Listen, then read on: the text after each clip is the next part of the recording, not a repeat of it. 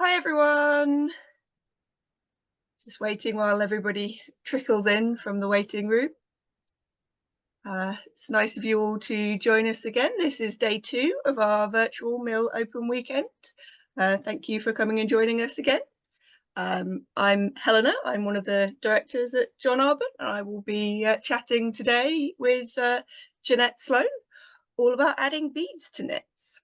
Hello, everybody. It's lovely to see some of you. I can see some of you across the top of the screen. I just said to Helena that I don't want to see how many people are there because I've just taken Rescue Remedy and I've decided that I don't want to know exactly how many people are on this call. But so today we're going to talk about working with beads. This is something I've been doing for quite a few years and I love it because it's a really nice way of just adding a little bit of bling and a little bit of impact to knitting in a relatively simple way. As long as the nice thing about it is that you don't need to have that many knitting skills under your belt. If you're a kind of, advanced beginner knitter, as long as you can knit, purl and slip, you can add beads to your yarn. So I'm going to give you a couple of tips for working with beads. I'm going to tell you a bit about the kind of beads that I use, some of the techniques that I use, some of the tools that I use, and give you some ideas for working with beads from very, very basic, simple ideas to more advanced. So the technique that I started off with was just adding single coloured beads to projects. And then I've also developed something that I call beaded colourwork, which is working with different coloured beads and sequencing how they're threaded onto yarn. There are a number of ways that you can add beads into knitting. The way that I prefer doing it is a method I called threading on, which is where you actually thread the beads onto the yarn before you cast on. I know that you can do it with a crochet hook. I can't be bothered with that, to be honest.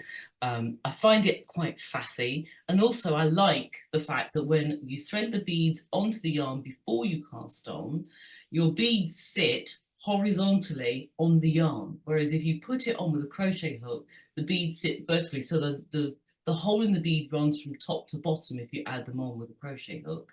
Right. Whereas if you thread them onto the yarn, the hole in the bead runs horizontally. And also that way the beads always sit at the front of the knitting and I they was going to say sit it makes like, a difference to how they look. Yeah. yeah, yeah. So that's my preferred method. And that's the method that I use in all of the beaded patterns that I create. So what I'm going to do now is I'm going to pray that my little Hue camera, which has been playing up today, doesn't play up now when I switch to that and show you some of the samples on my desk. Hooray, it's worked. Hey. So I've got a little sample, a little kind of arrangement of samples here that are just some of the swatches that I've kind of developed. I kind of think in beads a lot of the time. So I will see something and just think, actually, that could be beaded and that could be beaded. And I'm hoping that once you start, you'll start thinking, I could shove some beads in there. I love to find an excuse for putting beads into anything. So these are a few examples from very, very simple. So I'm going to show you, if I move some of these out of the way. So if we start with a very, very basic example of what it looks like, a completely beaded swatch. So this is just stocking stitch that's had one bead put in every other stitch. And then on the next following row, it's just bumped over by one stitch. So you get a kind of, I don't know, a kind of salt and pepper effect. And it's got a really lovely tactile quality to it. It This is looks lovely. it's so easy to do as well. And it gives you a really nice kind of waffled effect on the back of the knitting. So this is your kind of, very, very basic method of putting beads in. And using this technique, you can go as dense as you like, or you can actually use it to create little motifs.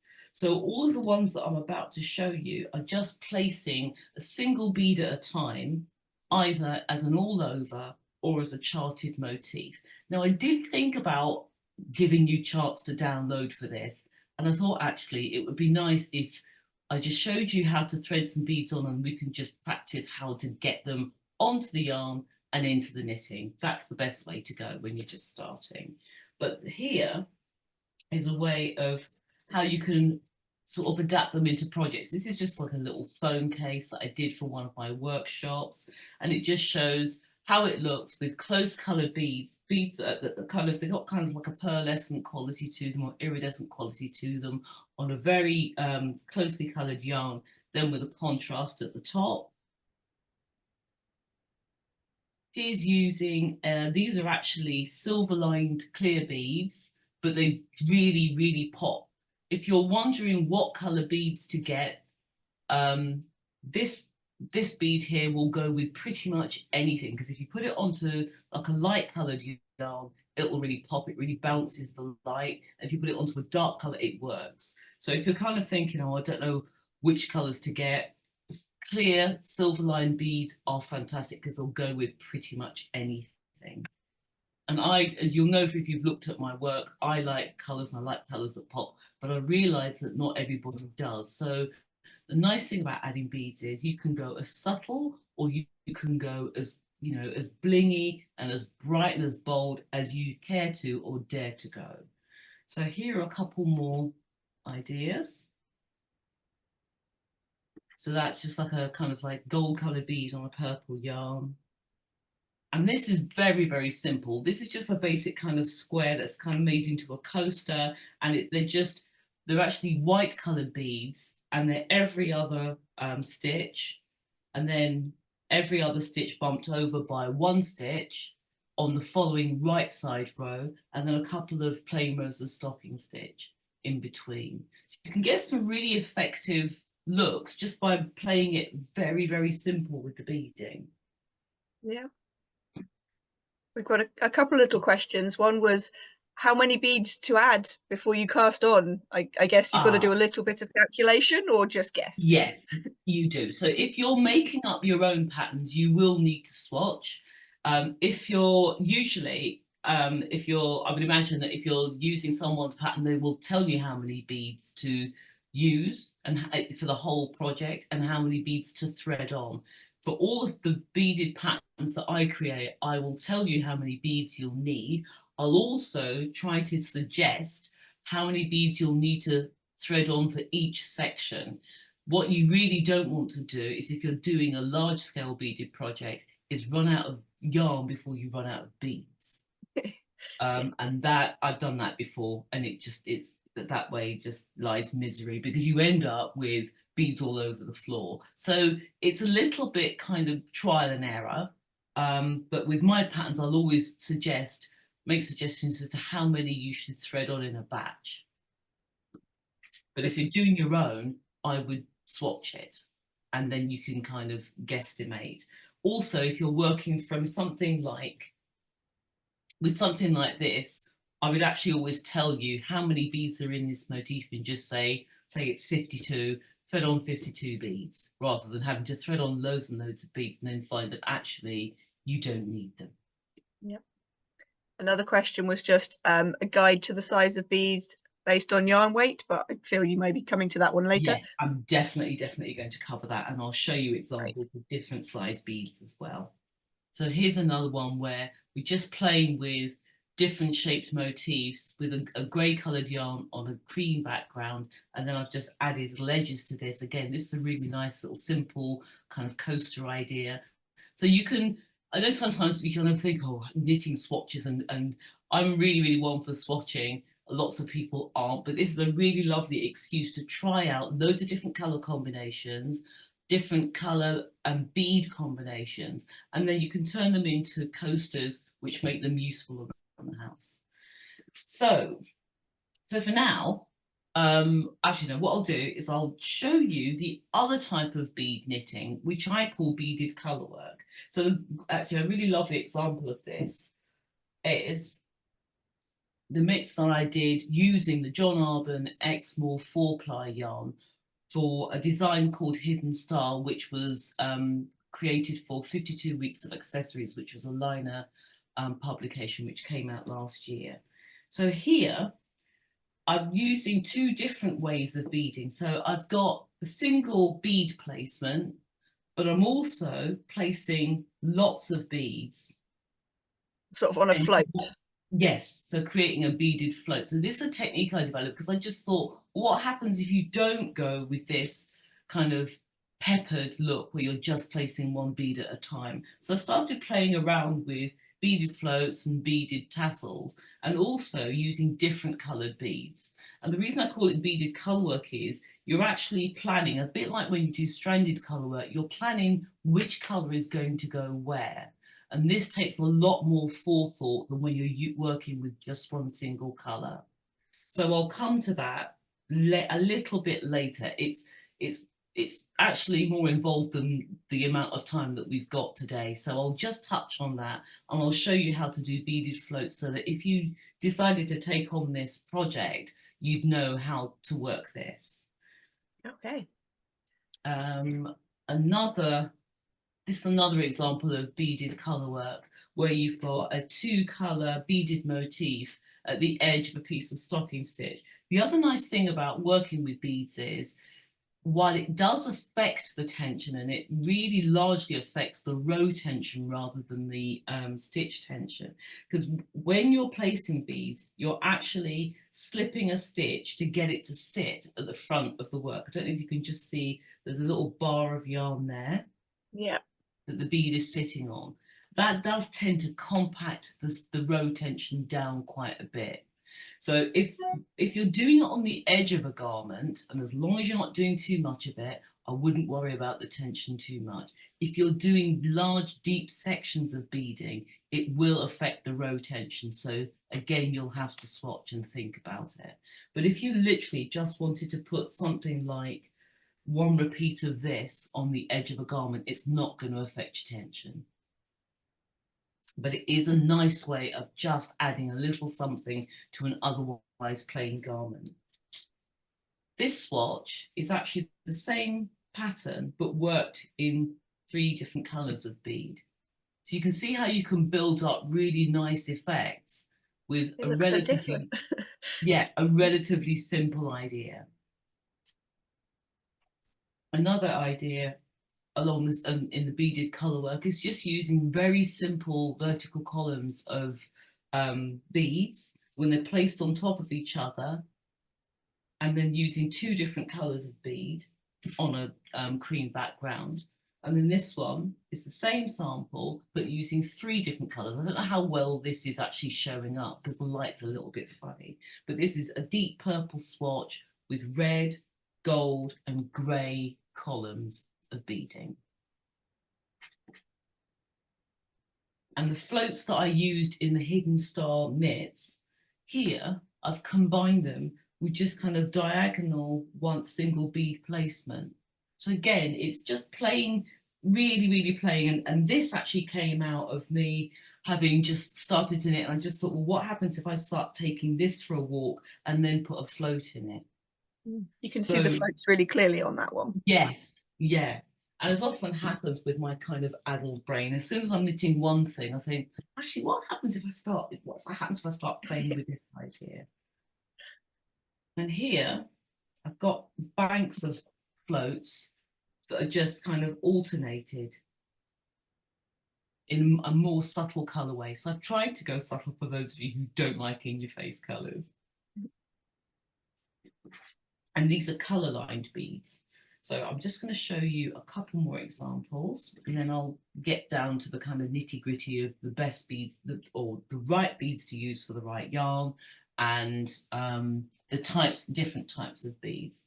So this is one of the very first designs that I created, where I had the idea of using different coloured beads that were sequenced and using them as a motif. So this was actually inspired by a trip I made to Vietnam, and it's knitted in a denim yarn. Unfortunately, you can't get any more, but I'm looking to rework this pattern. But you can just see how just simply using 2 different colours of bead gives you a really interesting effect, and working it with a stitch pattern as well. So that's got moss stitch in there. So again, as long as you're working in areas of stocking stitch, you can combine it with lace, and you can combine it with ribs, cables, for much more interesting effects. lastly, I'm going to show you, this is the Solace cushion. I'm going to squish that down because the camera is kind of quite close to it. So this is a combination of beaded floats and single bead placement here. So these are rows of, rather columns of single beads. And then here, you can just about see it. These are single beads, 3 bead floats and 2 bead floats. And these are all beaded floats here that I just worked in two different colors, but actually creating this really lovely X-shaped motif at the center of this cushion. And then Lots of comments saying how beautiful that one is. oh, thank you. And then on the back, I've done a kind of mock rib. So again, the same vertical columns of beading, but just much longer and different colors to just make it much more striking. If these were a little bit wider, you could actually work cables in between here or work lace in between here. So hopefully some of these examples just give you lots and lots of ideas. It doesn't all have to be on plain stocking stitch. So as to tools and beads, so you can get lots of different types of beads. I prefer to use Debbie Abraham's beads because they're a consistent quality and they're a consistent size. So to have a question about the size, I'm going to put these down for comparison. These are, you can see these are size 8 beads.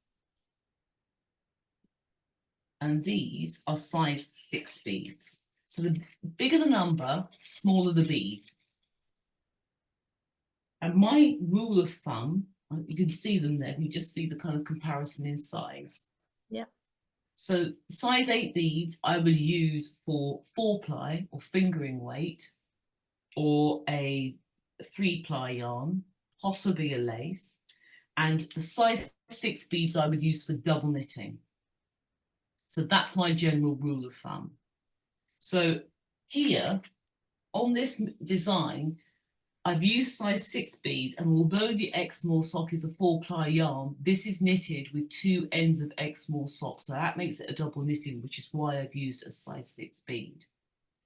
The other thing you have to think about when you're choosing beads, so if you're not getting it from somewhere like Debbie Abraham's, there are loads of places that you can get beads from, and sometimes you'll just see craft beads. The one thing I would say that you've really got to watch out for is the size of the hole at the center of the bead, because of the way that the beads are threaded onto the yarn, you need to make sure that the hole is of a consistent size, and also the size of that hole matches the needle that you're going to put through it. So in order to get the beads onto the yarn, you need a sewing needle, and it doesn't need to be a beading needle. Beading needles actually give me the heebie-jeebies because they remind me of cannulas. So I prefer not to use them. Just use a normal sewing needle, but of a pretty fine size. I'm trying to turn that flat so you can just see how smooth the eye is on that needle. You don't want a needle with a bulbous eye on it, because what will happen is the eye will get caught in the hole of the bead. You also need some sewing thread, and if you sew, you'll probably end up with reels that have got just a tiny little bit of thread on. They're ideal for doing this, so don't throw those little scraps out because they're really, really handy. The other thing that's really handy to use is something like this, which is a Yorkshire pudding tray. They're great because they're not too deep. They're ideal for keeping beads in.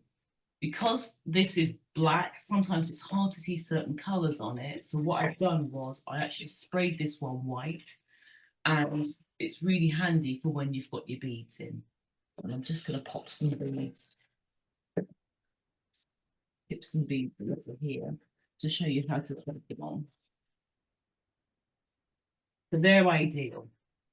Failing this, you could always use the little pots that you get when you get a takeaway. If you've got some sort of mango chutney or some sort of dressing in, I always save this up because they're really, really handy for keeping beads in. anything that will stop you from spilling the beads all over the place, because I've done that before. Failing that, a tea tray or something like a Swiss roll tin. When you're working with beads, have somewhere that's nice and clear, nice and flat, that you can just put them all in. And if you need to stop threading them on, that you can just pick them up and put them somewhere safe, so nothing's going to happen to them. You also need a pair of snips. So I'm going to show you how to get the beads onto the yarn.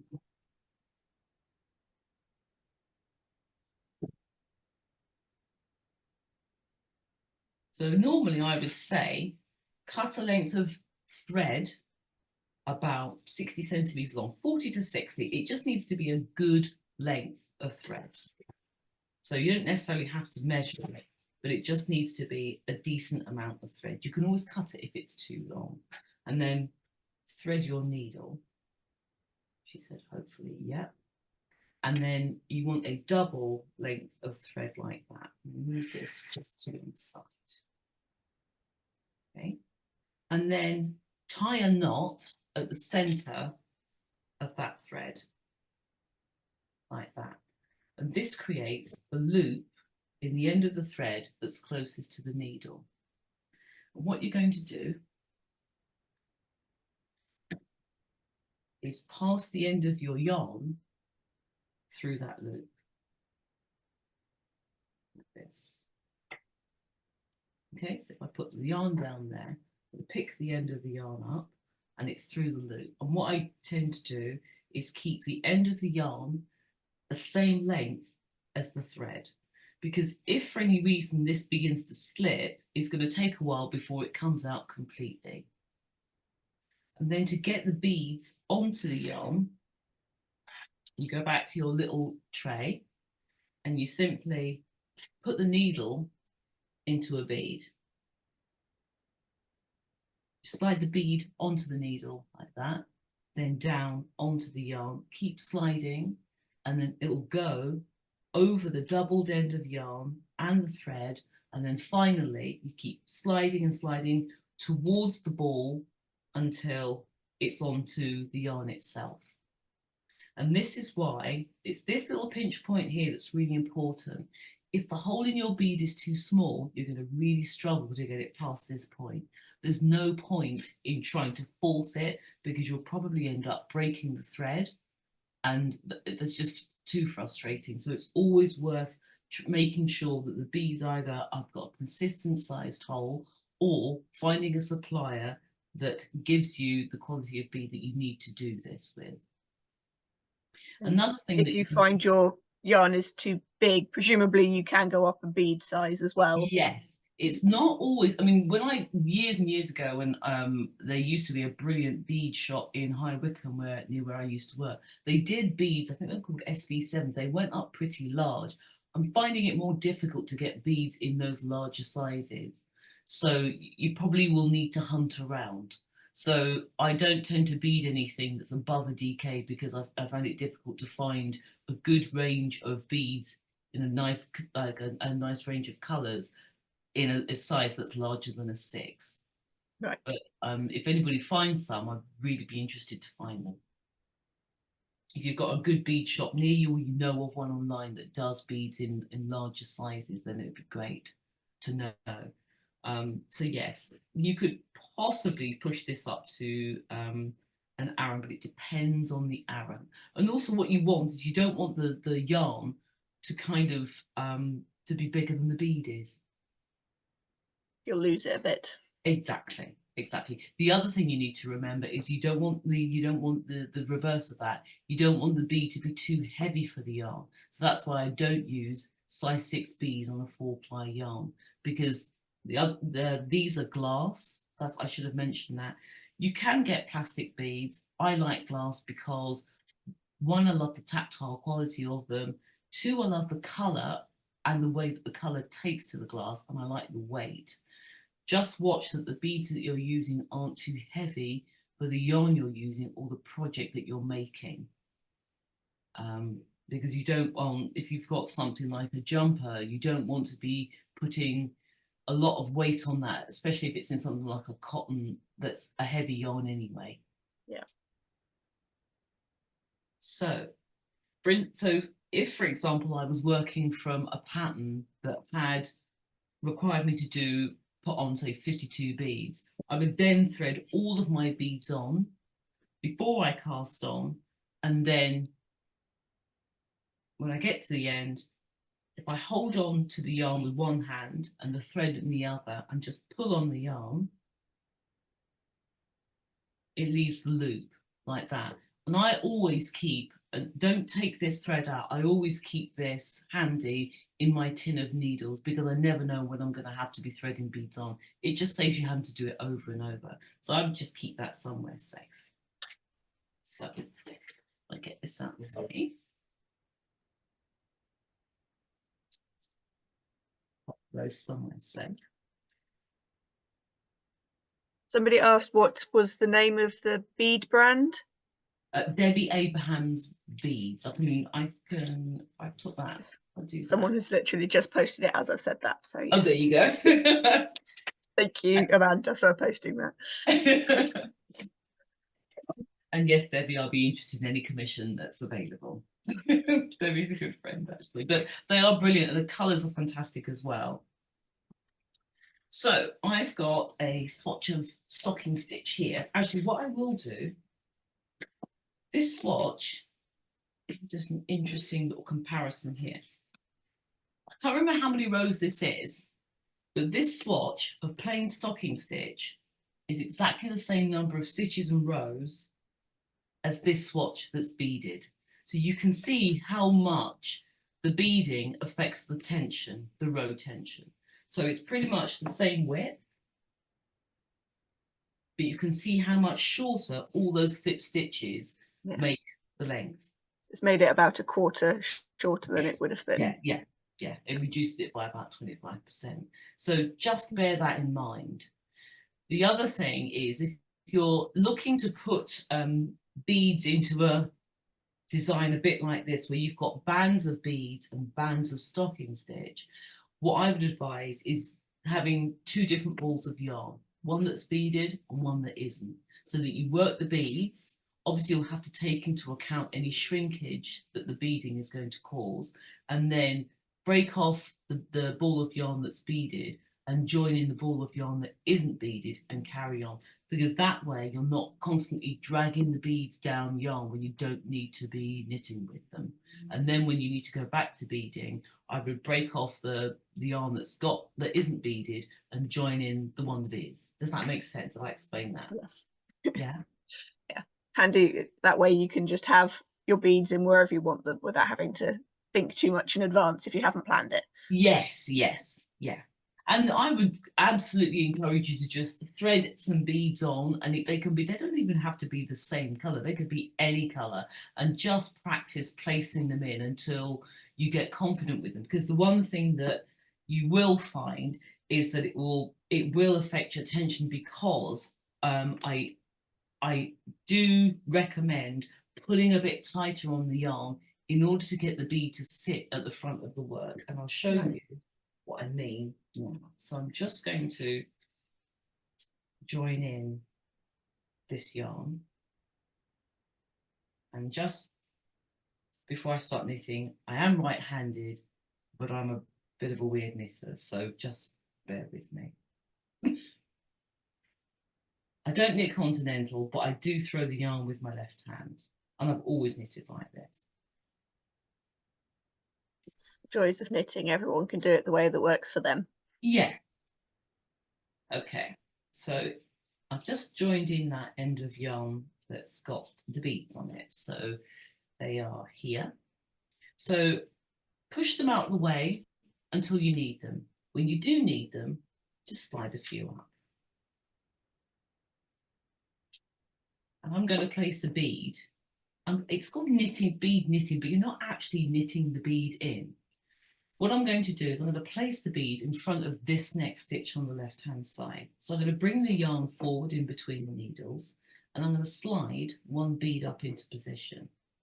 And then I'm going to slip the next stitch purlwise, But before I knit the next stitch, I'm going to make sure I take this yarn back between the needles, trapping the bead at the front.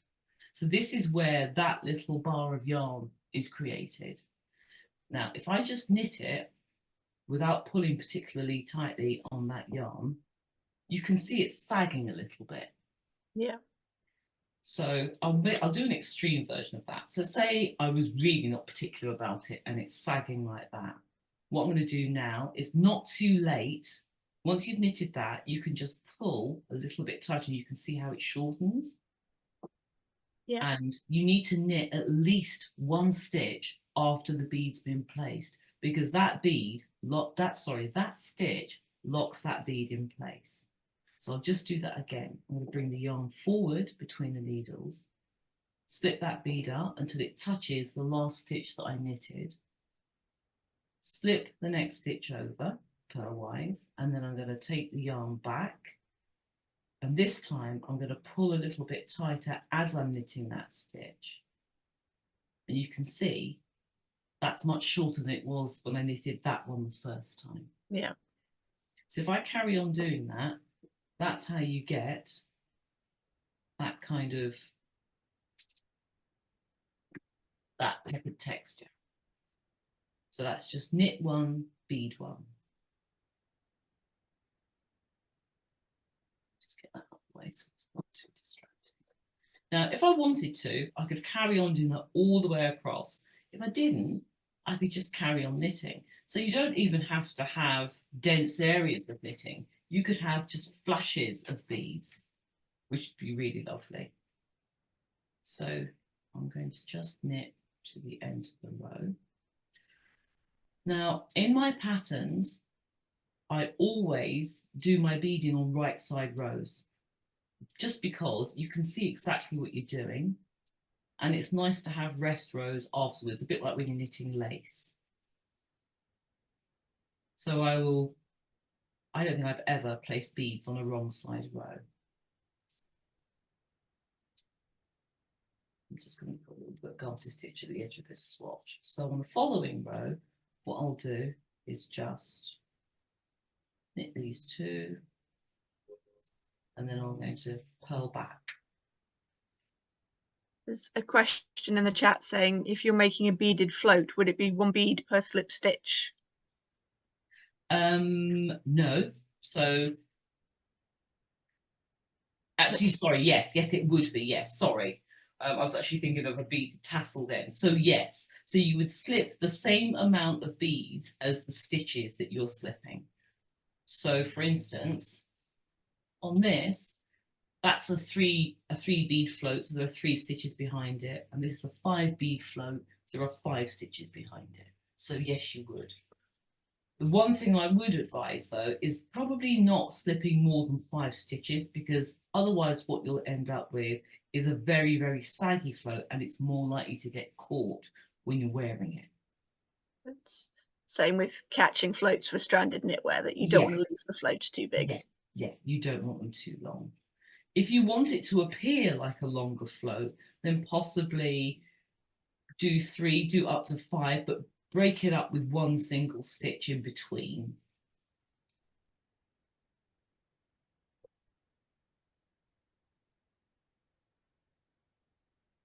So, okay, so on my following, oops, just away.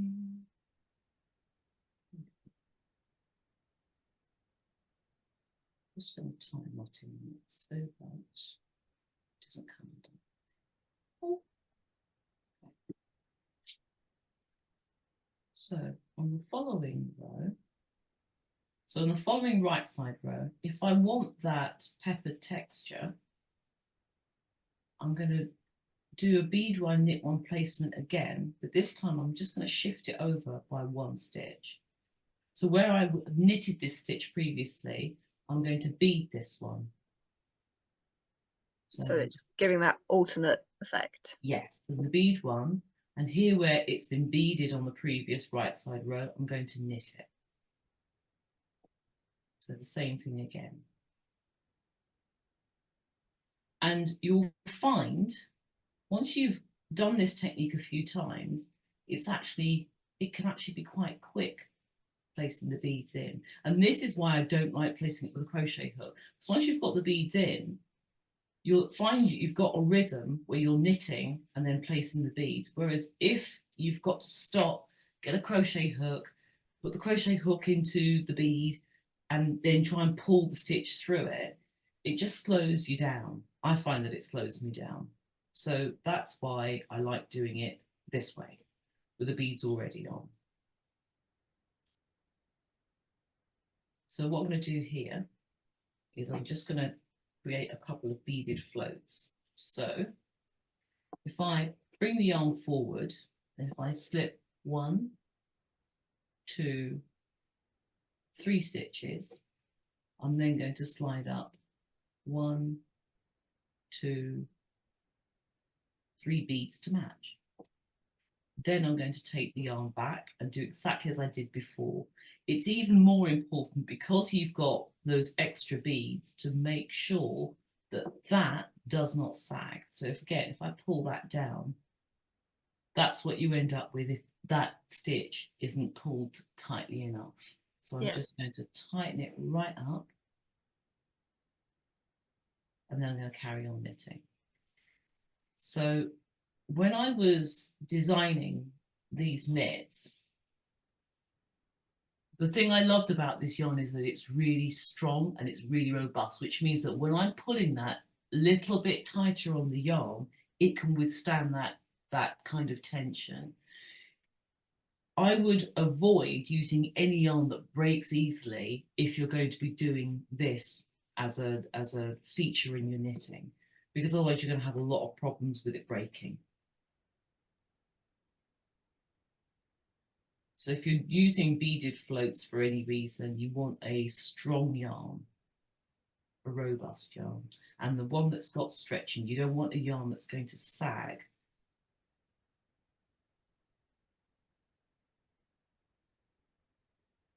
Yes. Ali has put a post in the chat saying that there's a bead shop in Nottingham that does size 3 and 5 beads, so that might be one to check out. Ooh, definitely would want to check them out. If you can see how many beads I've got behind me. My bead collection isn't quite as big as my yarn collection, but that's just because they're smaller, right? Yeah. But yeah, there's lots and lots of jars of beads behind me. There's also another question of, are there any fibres you would avoid? We're saying for yarns that break, are there any fibres in particular that you've found are an issue at all? Or okay, so when I did run a test knit for this design before it went into liner, and one of the test knitters used an acrylic yarn, and it was 100% acrylic yarn. I'm not sure what make it was, but she did find that it was quite saggy. It just didn't spring back as much as it needed to. So I would always go with something that's got a little bit of elasticity to it.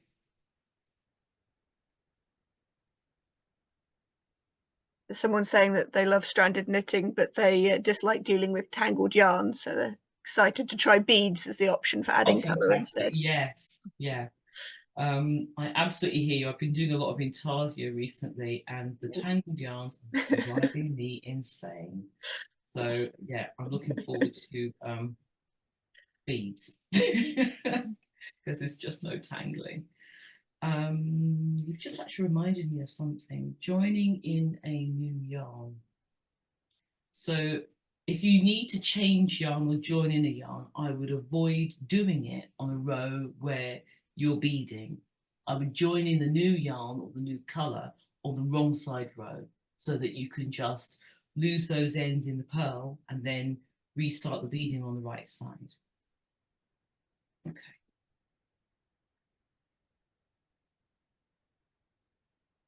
So I've got another ball of yarn. Someone was suggesting mohair or other very fluffy yarns might also be a bit of an issue with beads. I guess they might not show up. I guess it depends on how hairy it is. So if you're using your kind of generic kid mohair and silk yarn, beads would actually look really nice on that. But again, if it's if the actual hair is too long, then you are going to lose the effect of the bead. Sure. So as long as it's not too hairy like that. So if an eyelash yarn, I wouldn't bother beading an eyelash yarn. Yes. Right, I'm going to break this one off. And so here I have threaded. So here we get, here we're going to look at the kind of beaded colourwork method.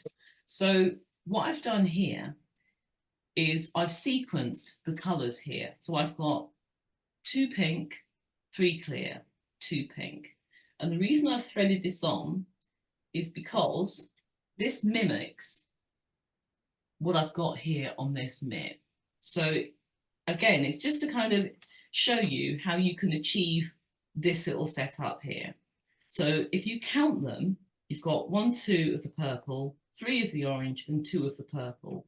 So here I've just swapped out the purple with the pink and I've swapped out the orange with the clear. And I'm going to show you how you can create this effect with the beads, where you've got a single bead placement and then you've got a float at the center and then you've got another single bead at the side. So we're combining single beads and the floats. So I just need to knit a couple of rows. There was another question asking if you need to be concerned about a beaded item that can go in the dryer or washing machine. Like, Yeah, brilliant question. Yes. So again, swatch. So you need to know that, one, the beads are appropriate for whatever it is that you're beading. So if it's something like a bag that you're not likely to be washing or cleaning a lot, then you don't need to be that concerned. If it's a jumper, you need to make sure that both the yarn and the beads are machine washable or dry cleanable. So I would knit a sample and I would get it tested first, because you don't want to go to the effort of putting all that thought and all that work into something that then is going to get ruined on the first wash or the first dry clean. Yep. The other thing, while I remember, is I usually use silver lined beads, or these ones that are iridescent. So they've kind of got that sort of oil. It's oils, that kind of, you know what I mean, that kind of effect on them. You can get opaque beads. I'm just going to try and find some different examples. Okay.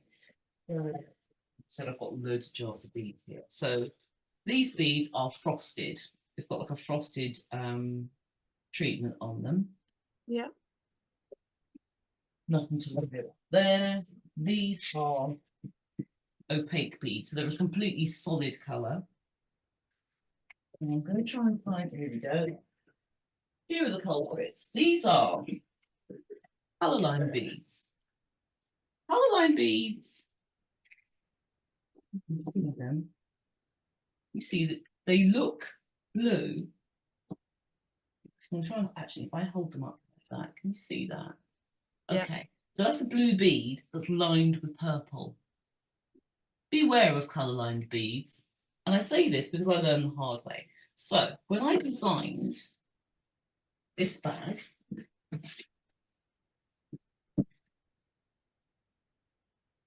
these were purple, these were kind of like a amber colour, and these were red. This is Rowan denim, which is their discontinued yarn.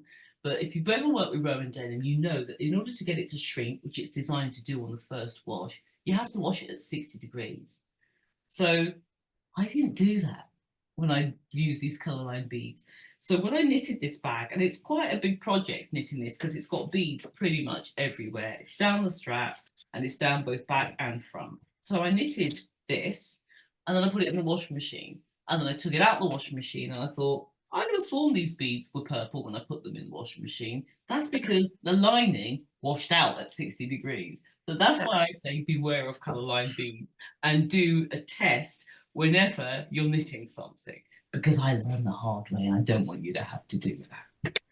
So, and also for that reason, I don't use colour-line beads very often, because I want to know that what I'm knitting is what I'm going to end up with.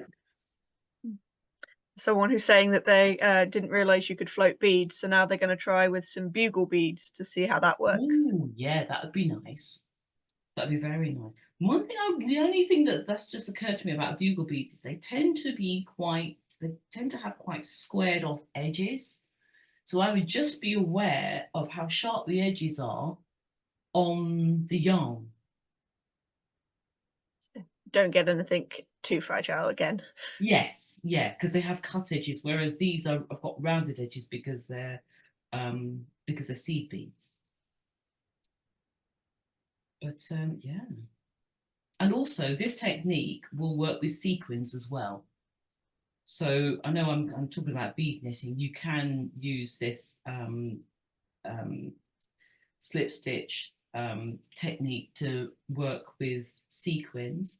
Flat sequins, don't have to worry about. With cup sequins, just watch which direction you're threading them onto the beads. Mm-hmm. Because obviously if you've got the cup face facing the ball, that's the way you want them to be, because as you pull them up, they'll be cupped facing away from the surface of your knitting. Because if you do it the other way, they'll be domed when you knit them in. All kinds of way to glam up your knitting. Exactly. And who doesn't want a bit of glamour? Yep. Okay. So I'm just going to get rid of that. Okay. Just pull those and tighten these up. Right. So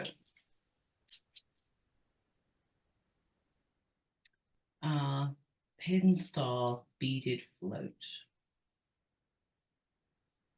So I'm just going to knit towards the end of this row just so that you can get a clear view of what it is that I'm doing. So this is the 1 and then the 3 and then the 1 again, isn't it? Yes, so that's this. Yeah.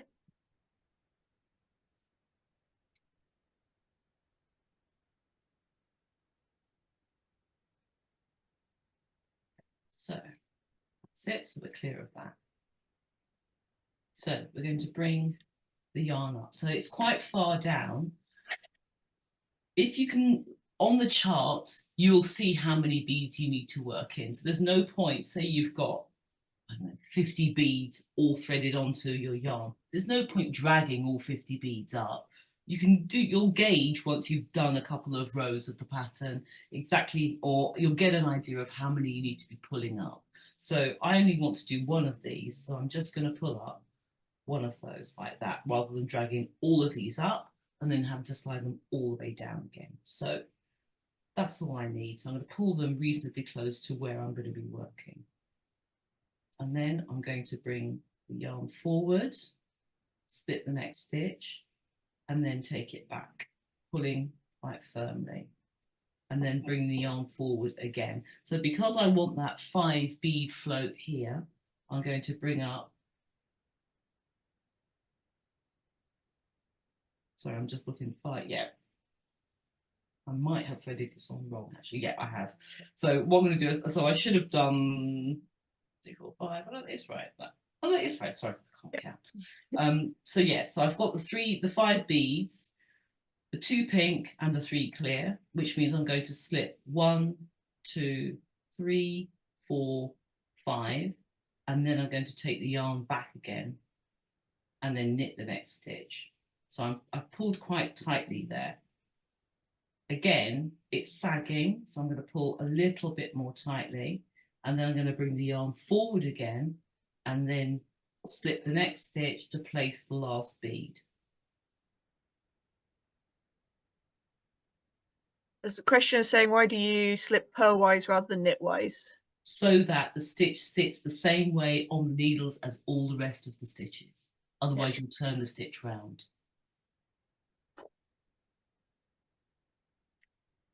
Does the order of the bead placement matter if you're working flat versus in the round? I guess, again, you have to make sure if you're always knitting on a right side row, it shouldn't matter. No, yeah, it doesn't matter at all. It just means that you're going to do a knit row afterwards instead of a purl row afterwards. The other thing I would say you need to know about when you're doing beaded colour work is the threading on of the beads. So if you're threading on for a pattern like this, it doesn't matter which order the beads are threaded on in because they're all the same colour. But in order that this comes out the way it's seen here, you actually start threading on at the top left of the chart, because the last beads that you're threading on will be the first beads that you're knitting in. Got to do it backwards. Yes. So I'll always say in the pattern, for threading on, start reading the chart this way at the top left and read from left to right. And for knitting, you start at the bottom of the chart and read upwards, reading from right to left. And that doesn't make any difference whether you're knitting flat or whether you're knitting round. But if you're knitting in a single colour, you all thread on starting at the bottom, because it's all one colour, it doesn't make any difference. But you only start at the top of the chart if you're working with more than one colour of bead. Useful to remember before you do it all backwards. Yeah, but again, I'll always write that in the pattern. That will always be in the pattern notes. There's another question asking if there is a book that you would suggest for people who want to, who are new to beading and want to learn a bit more. I wrote a book donkeys years ago called Easy Beaded Knitting. I don't know if there's been a more recent one, to be honest. And as far as I'm aware, there isn't a book for this technique yet. Give you a That's few all I'm years. going to say.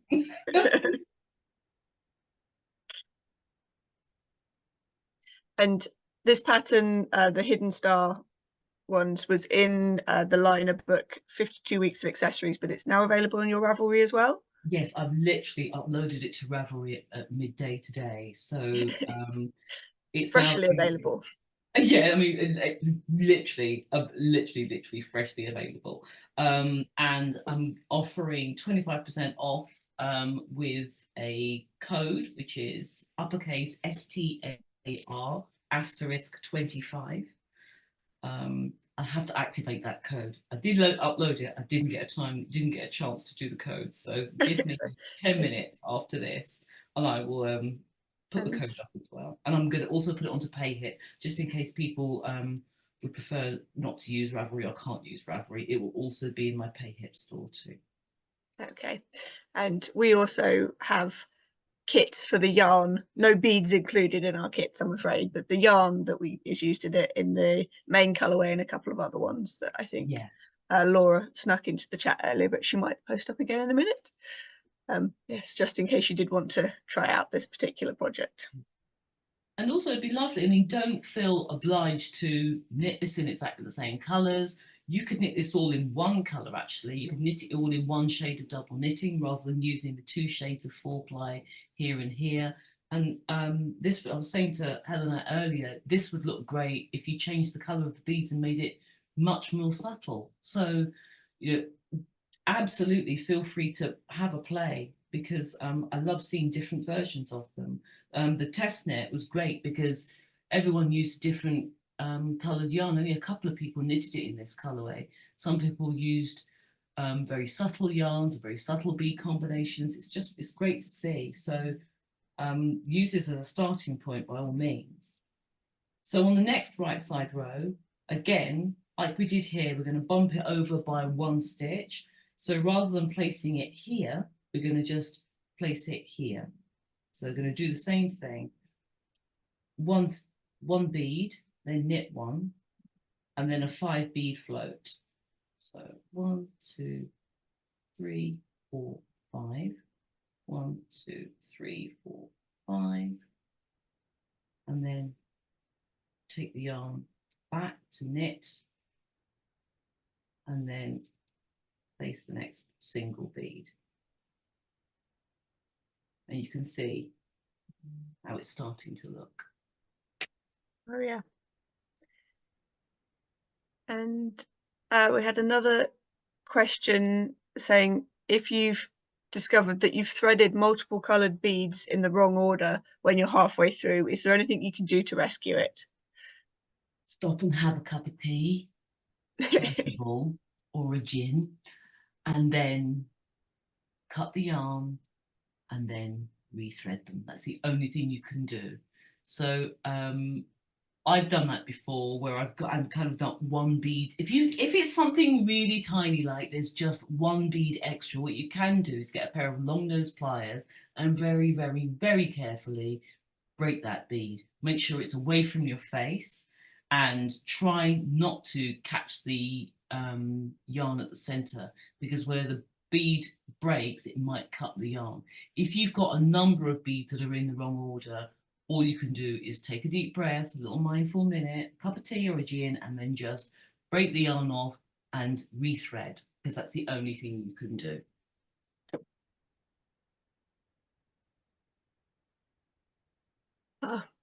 Yes, I guess it's always just a case of making sure you've counted right, or that's what you said. If you've got it on a different thread, at least you can thread a different one, or if you've only got a bit missing or something, maybe you could just thread some other ones on a different thread and then continue. Or yeah.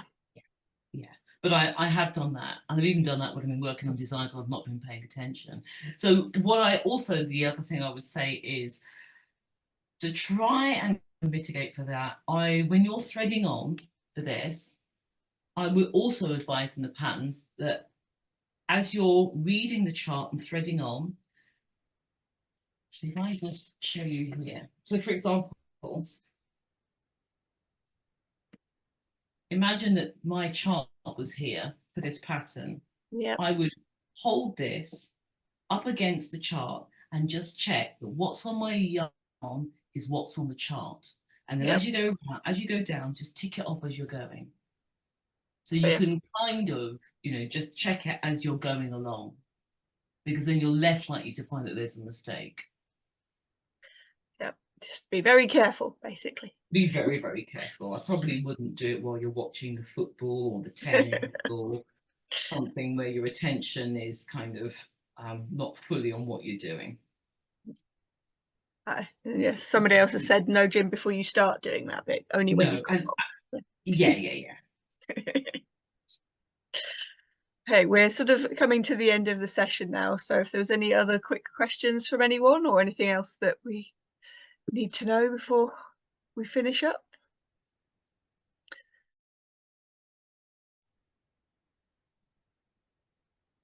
Yes, Sonia has said preparation. Yeah. Absolutely. Jeanette, do you have a website where you've got more of your information and things on these? Yes, I do have a website. My website is JeanetteSloanDesign.com. Hidden Star isn't on the website yet. As I said, I only just uploaded it to Ravelry, but it will be on PayHip this afternoon. My email is on the pattern. So if you get stuck with anything, then just give me a shout and say, I'm not quite sure what's going on there. And I will say the pattern is quite long, so I haven't included a step-by-step tutorial for threading the beads on, but I will be amending that. I'll probably be doing that on my YouTube channel later on this year. I'm working out a few things. Okay, that's great. If anyone did miss any of those links, there are links if you go on our website to where the information for this talk was. The links for everything are on there as well, so hopefully you'll be able to find them as well. Yes, and can I just say, if you're really, really interested in doing beaded color work, there is a standalone Knit Stars class. There is a link on my Instagram. I think I'll give you the link for that as well. So and that's really, really quite an intense course, showing you everything about beaded color work, how I kind of came up with it, reading the charts, choosing the beads, and also it focuses on the solace cushion, which was the pattern that I did for Knit Stars. So it will show you how to do all these different techniques as well. Okay, that's great. If anyone is looking for an exciting new project, they can go and try that one out. Well, thank you so much, Jeanette. That was very interesting, and I definitely want to go away and try it now, and I think everyone else does too. So you're welcome. Happy beading, everybody. And honestly, I would tag me on Instagram at Jeanette Sloan, because I would love to see how you're getting on. Okay, That's great. So thank you so much, and thank you everyone for coming along. Our next session is in a little while this afternoon, and that is crochet hacks with Faye. So if anyone is interested in learning a little bit about crochet for beginners and people who already know how, it's just lots of little tips and tricks. Join us again for that one. All right. Thank you everyone, and thank you so much, Jeanette. You're welcome. Happy Sunday, everybody. Bye. Bye.